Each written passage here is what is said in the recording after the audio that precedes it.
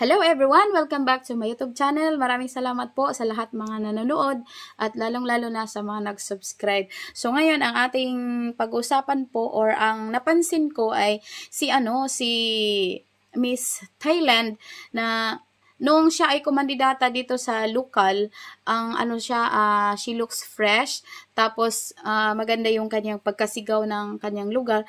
Pero kanina, dun sa preliminary competition ng swimsuit at saka ng gown preliminary.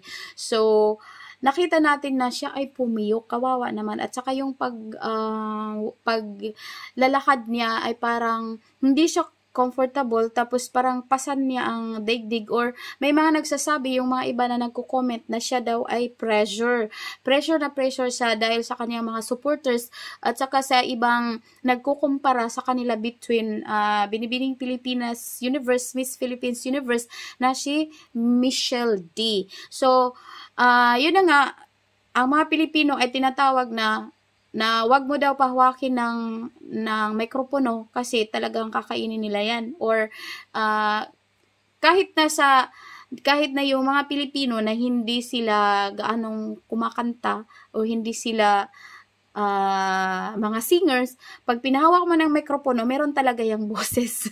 Kagaya sa akin, I don't have any good voice. Pero syempre, pag sinabi na Philippines, syempre, parang meron tayong nasusustainer natin. We can sustain how to say our opening remarks. So, kagaya ni Michelle D, ang linis. Makikita mo talaga na Michelle Marquez D. Filipinas. Ginamit niya yung Filipinas. Hindi siya gumamit ng Philippines. So, lang yun. Malinis yung pagkakasabi ni Michelle at saka naman yung kay Antonia. Unfortunately, doon siya sumigaw, parang nawala na siya ng boses yung dapat sinabi niya na Antonia Porcel, Thailand! Yung ganun ba? So, sana hinugot niya galing sa kanyang tiyan, hindi dito kasi talagang nawalan siya ng boses. Kumbaga, namaos siya. So, marami sa kanila ang nawala ng boses nang pasigaw na sila. Pero ang napansin ko lang ay si Miss Thailand. Manonood ulit ako sa buong preliminary competition sa swimsuit at saka yung sa long gown competition.